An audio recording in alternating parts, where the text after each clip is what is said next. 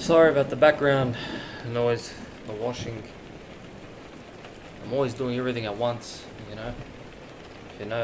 If you know, you know, huh? So, Ego and Archetype, Part 3. So, we're on page 24, and we just finished the top paragraph, so I'll start off. I'll go over that top paragraph again. The myth is one-sided here. The paradise state, too long persisted in, becomes a prison. An expulsion is then no longer experienced as undesirable, but as release.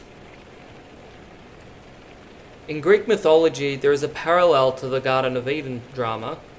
I refer to the myth of Prometheus. In simplified outline, it runs as follows.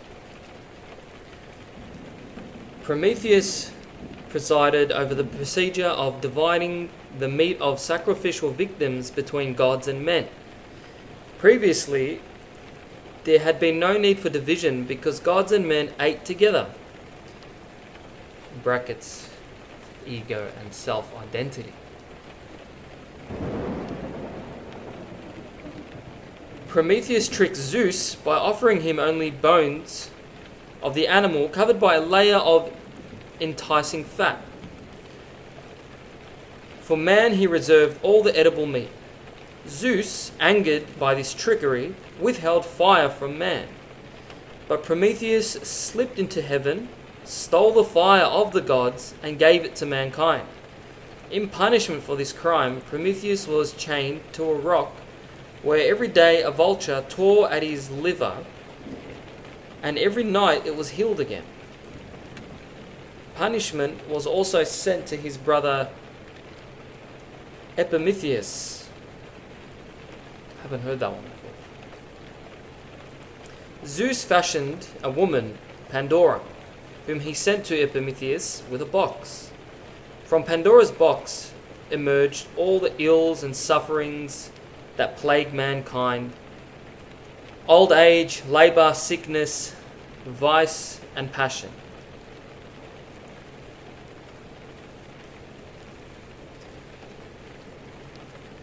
That's the end of the outline.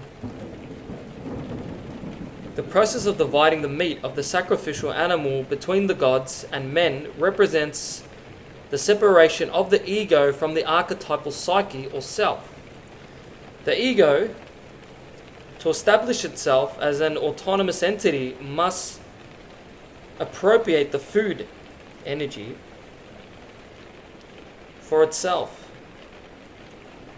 The stealing of the fire is an analogous image for the same process. Sorry, I'll just read that again. The process of dividing the meat of the sacrificial animal between the gods and men represents the separation of the ego from the archetypal psyche or self. The ego, to establish itself as an autonomous entity, must appropriate the food, which is energy, for itself. The stealing of the fire is an analogous image of the same process. Prometheus is the Luciferian figure whose daring initiates ego development at the price of suffering. Considering Prometheus and Epimetheus as two aspects of the same image, we can note many parallels between the myths of Prometheus and the Garden of Eden. Zeus withholds fire.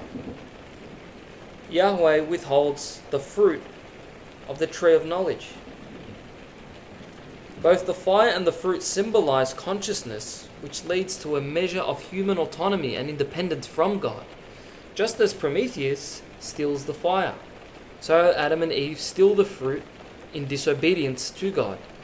In each case, a willful act is committed against the reigning authority. This willful act is the grasping for consciousness, which is symbolized in each myth as a crime followed by punishment. Prometheus is cursed with an unhealing wound.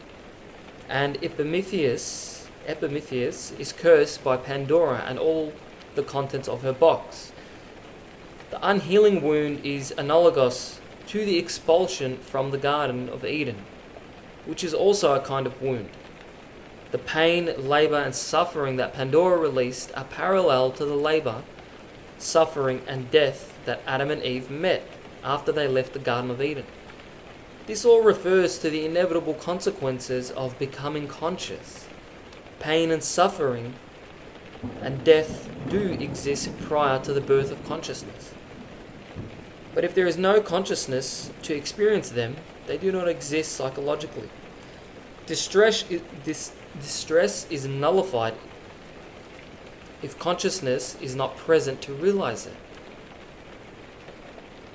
This explains the tremendous nostalgia for the original unconscious state. In that state, one is freed from all the suffering that consciousness inevitably brings.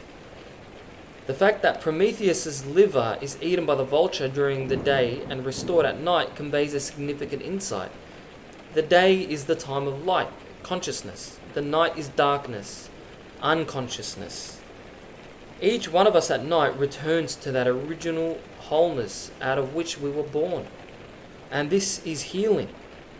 It is as though the wounding influence is not active.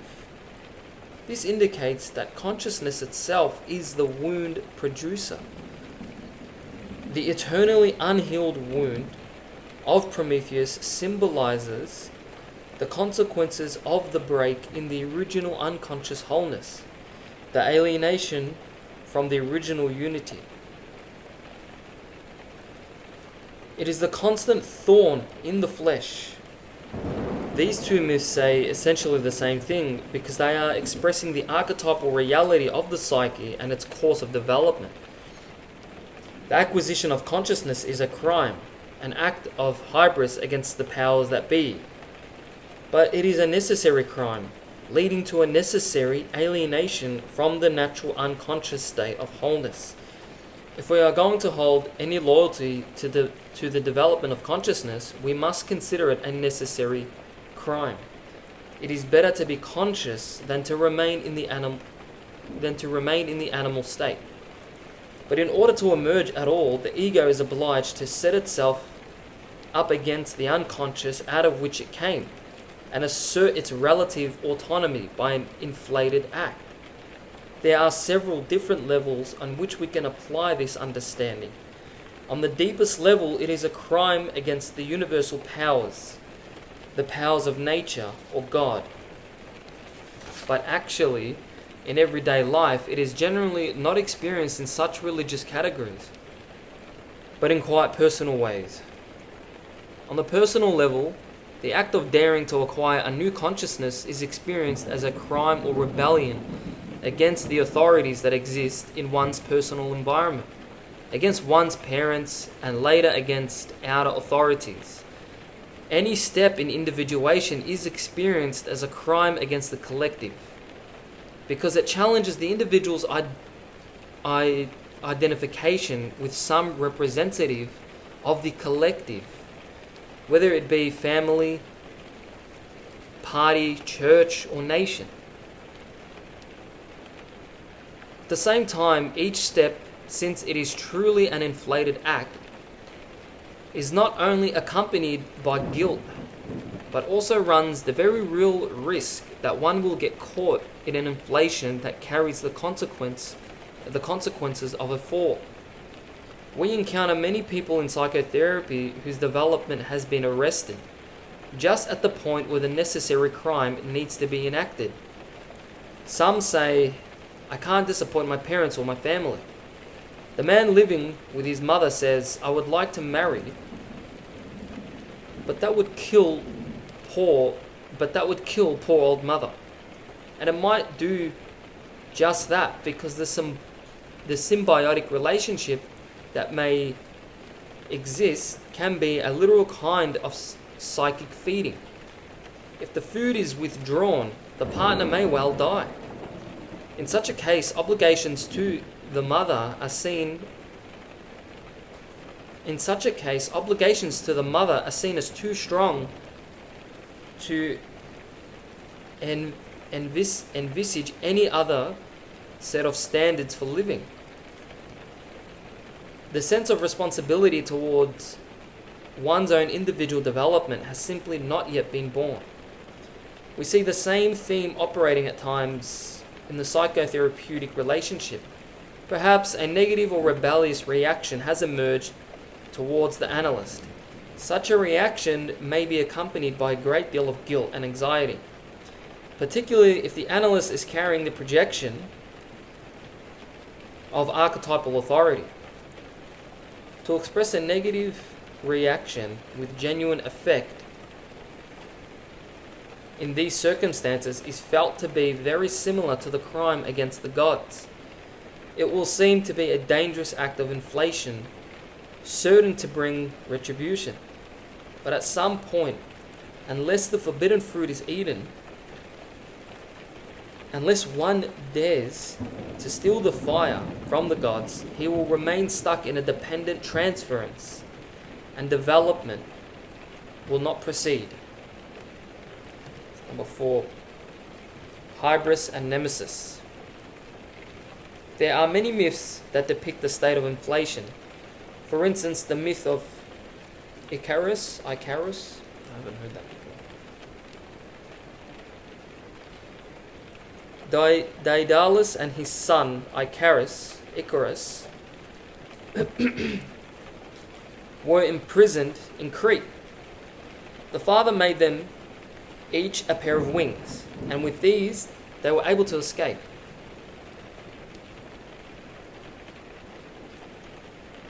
But Daedalus warned his son, "Don't fly too high, or the sun will melt the wax on your wings and you will fall. Follow me closely. Do not set your own course." But Icarus became so exhilarated by his ability to fly, he forgot the warning and did follow his own course. He went too high, the wax melted, and he fell into the sea. In this myth, the dangerous aspect of inflation is empathized. Although there are times when an inflated act is necessary to achieve a new level of consciousness, there are other times when it is foolhardy and disastrous. One cannot presume to set his own course safely until he knows what he is doing. Dependence on the superior wisdom of others is often an accurate appraisal of the reality situation. As Nietzsche said,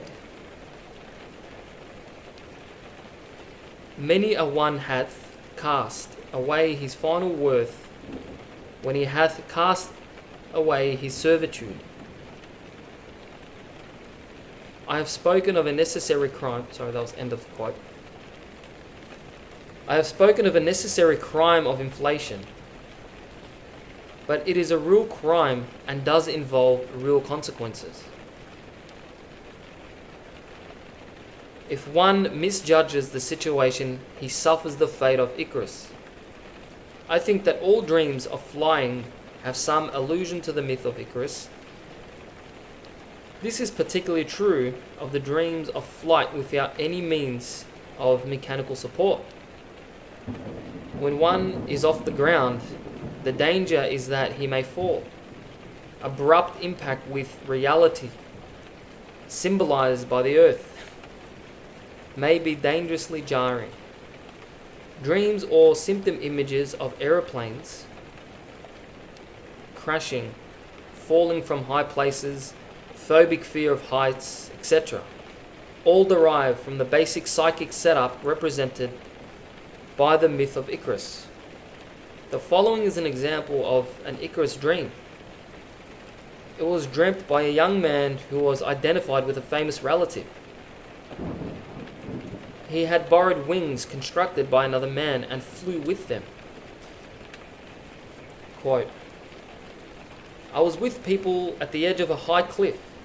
People were diving off into very shallow water below, and I was sure they would be killed. While still in the dream, or immediately upon waking, I thought immediately of Bruegel's painting, The Fall of Icarus. Bruegel, I can't say that at all, it's Breughel. Bruegel's Fall of Icarus is a painting of the Italian countryside. On the left, farmers are ploughing and going about their business. On the right is the sea with a few boats. In the lower corner, one sees the legs of Icarus as he is disappearing into the water. One of the significant features of the painting is that the fate of Icarus on the right side is completely neglected by the figures on the left side, who are not aware that an archetypal happening is being presented before their eyes.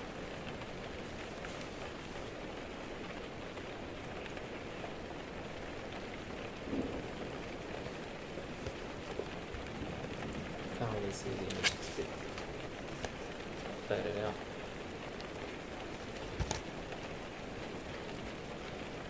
The dreamer commented on this aspect of the painting, and it suggests that he himself is unconscious of the significance of what is happening to him. He was in the process of a fall from the heights of unreality, but this insight dawned on him only later. From the heights of unreality. Another example of an Icarus dream is the following dream by a woman. I'm traveling along a road and see a man, like Icarus in the sky.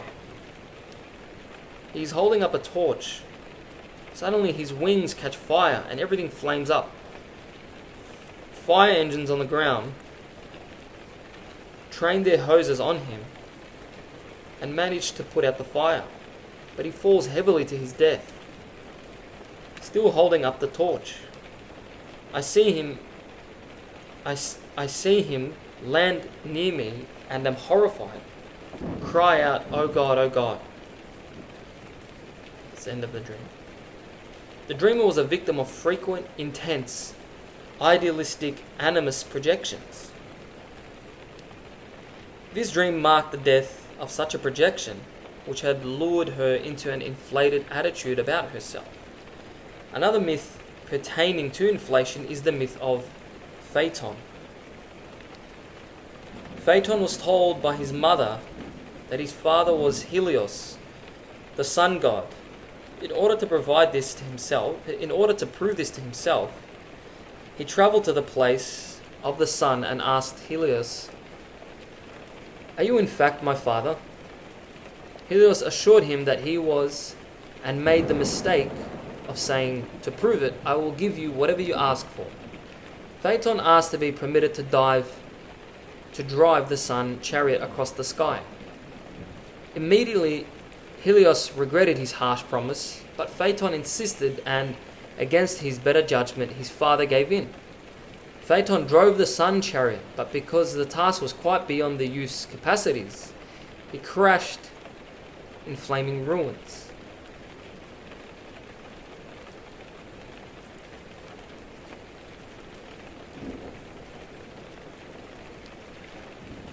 It's the end of the myth. Again, the myth tells us that inflation has, as its inevitable consequence, a fall. Phaeton is the prototype of the modern hot rodder. And perhaps the myth has something to say also to the indulgent father who, against his better judgment, puts too much power too soon in the hands of his son, whether it be the family car or excessive rights of self-determination, before it is balanced by an equal sense of responsibility. I recall a patient with a Phaeton complex. The initial impression he gave was that of a jaunty, cavalier attitude. I haven't seen these words before. The initial impression he gave was that of a jaunty, cavalier attitude. The rules followed by others did not apply to him. He had a weak father whom he did not respect, and consistently belittled or ridiculed figures who were in authority over him. He had several dreams of being in high places. In the course of discussing one of these dreams, the therapist told him the myth of Phaeton. For the first time in psychotherapy, the patient was profoundly moved. He had never heard the myth before, but immediately recognized it as his myth. He saw his life depicted in the myth and suddenly realized the archetypal drama which he had been living. Wow. However, all mythical images are ambiguous. We can never be certain in advance whether to interpret them positively or negatively.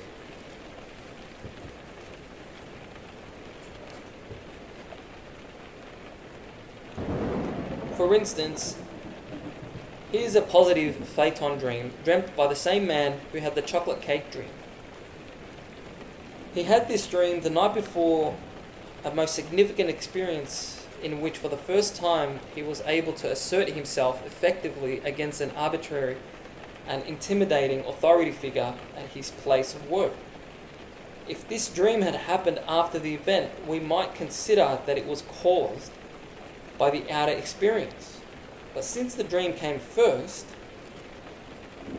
and the courageous encounter second, we are justified in thinking that the dream caused the outer happening, or at least created the psychological attitude that made it possible. Here is the dream. I am Phaeton, and I have just succeeded in driving the sun chariot across the sky. It is a magnificent scene. Brilliant blue sky and white clouds. I have a feeling of intense joy and accomplishment. My very first thought was, Jung was right about the archetypes after all.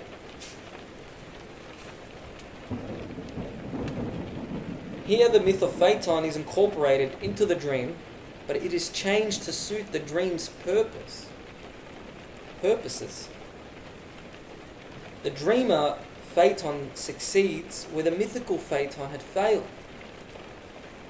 Obviously the dreamer was taking a step that was not beyond his powers. What he was doing is risky. It does involve some measure of inflation. However, coming after the prior dream, I understand it to refer to a necessary heroic inflation that would relate the dreamer to a new level of effectiveness within himself, as indeed it did. It is surely evident by now that the whole question of inflation is an ambiguous one. On the one hand, it is risky, and on the other hand, quite necessary. Which aspect should be emphasized depends on the individual and the particular situation he is in. Another myth of inflation is the myth of Ixion. Ixion's inflated act was his attempt to seduce Hera. Zeus foiled the attempt by shaping a cloud into a false Hera, with whom Ixion took his pleasure. Zeus surprised him in the act and punished him by binding him to a fiery wheel that revolved endlessly through the sky. In this case, inflation manifested itself in lust and pleasure-seeking. Ixion, representing the inflated ego, attempts to appropriate to itself that which belongs to the supra-personal powers. The attempt is doomed before it starts. The most with which Ixion is able to make contact is only a cloud Hera, a fantasy. His punishment, being bound to a fiery wheel, represents quite an interesting idea. The wheel is basically a mandala. It connotes the self and the wholeness pertaining to the self, but in this case it has been transformed into an instrument of torture. Wow. This represents what can happen when the ego's identification with the self lasts too long. The identification then becomes torture, and the fiery passions of the instincts become a hellfire, binding one to the wheel until the ego is able to separate from the self and to see its instinctual energy as a supra-personal dynamism. So long as the ego considers instinctive energy its personal pleasure,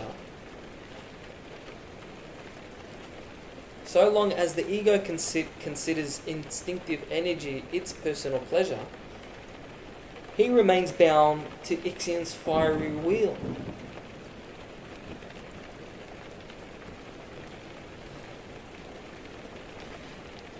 So long as the ego considers instinctive energy its personal pleasure, he remains bound to Ixion's fiery wheel. Oh man. The Greeks had a tremendous fear of what they called hybris. In original usage, this term meant wanton violence or passion arising from pride. It is synonymous with one aspect of what I am calling inflation. Quote, "There are unseen barriers which a man who has eidos, reverence, in him does not wish to pass. Hybris passes them all. Hybris, or hybris, does not see that the poor man or the exile has come from Zeus. Hybris is the insolence of irreverence, the brutality of strength. In one form it is a sin of the low and weak. Irreverence, the absence of eidos in the presence of something higher. But nearly always it is a sin of the strong and proud. It is born of choros or satiety of being too well off. It spurns the weak and helpless out of its path.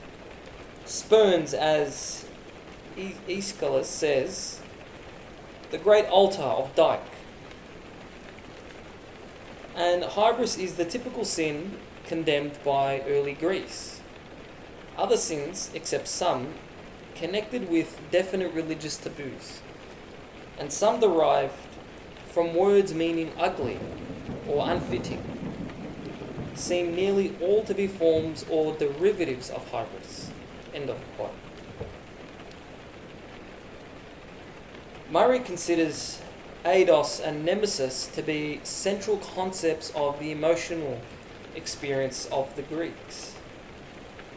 Central concepts of the emotional experience of the Greeks. Eidos means reverence for the suprapersonal powers, and also the feeling of shame when these powers have been transgressed. Nemesis is the reaction provoked by a lack of eidos, i.e. hybris. A good example of the Greeks' fear of going beyond reasonable human limits is presented in the story of Polycrates, recorded by Herodotus. Polycrates was a tyrant of Samos in the 6th century BC. He was an incredibly successful man. Everything he did worked out perfectly for him. His good luck seemed infallible. Herodotus writes, "The exceeding good fortune of Polycrates did not escape the notice of Amasis, his friend, the king of Egypt, who was much disturbed thereat.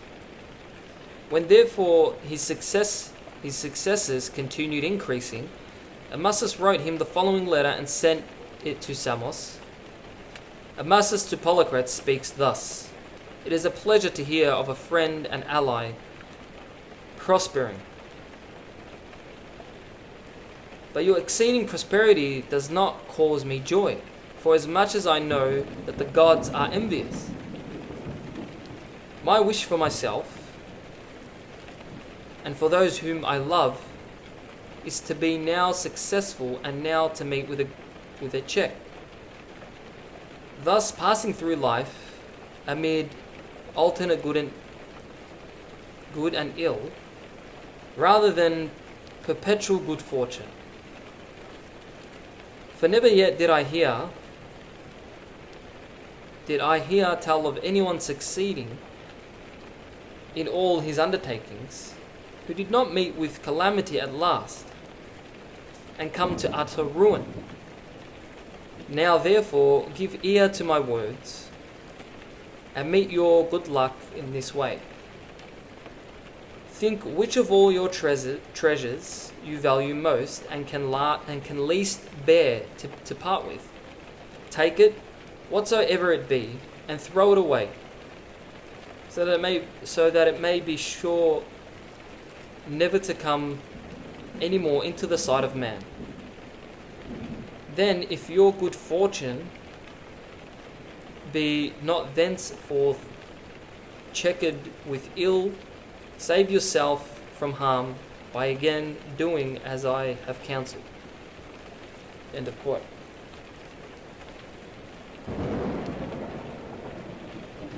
Polycrates took this advice and threw a treasured emerald ring into the sea. However, a few days later, a fisherman caught so large and beautiful a fish that he thought he could not sell it, but must present it as a gift to the king, Polycrates. When the fish was opened, in its belly lay the emerald ring, which the king had thrown away. When Amasis heard of this development, it so frightened him that he terminated his friendship with Polycrates, fearing he, Amasis, might be involved in the ultimate disaster that was sure to follow such uncanny good fortune. Sure enough, Polycrates eventually died by crucifixion, following a successful uprising and rebellion. The fear of excessive good fortune is deeply ingrained in man. There is an instinctive sense that the gods envy human success. Psychologically, this means that the conscious personality may not go too far without taking the unconscious into account. The fear of gods' envy is a dim realization that inflation will be checked.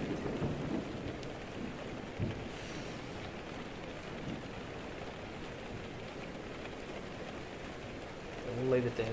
It's almost the end of page 32. See you next one.